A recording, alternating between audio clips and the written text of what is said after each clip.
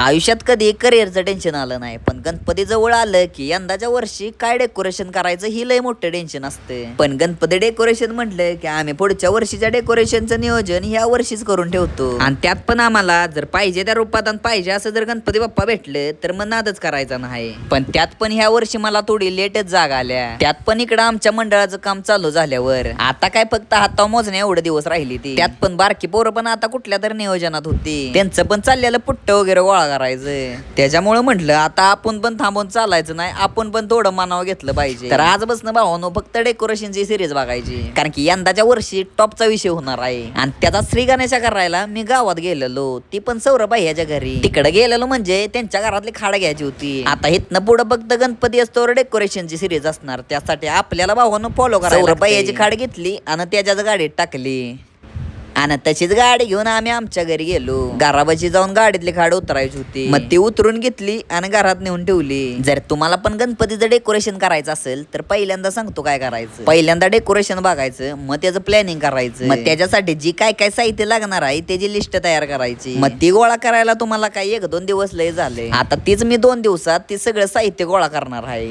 पहिल्यांदा त्याची सुरुवात खाट बसणं केली आणि आता करंडा आणाय आलो या. आता ह्या खाटाचा आणि करंड्याचा काय विषय करणार आहे ती तुम्हाला दुसऱ्या पार्ट मध्ये समजेल. त्यासाठी गणपती डेकोरेशन सिरीज साठी आपल्याला फॉलो करून ठेवा.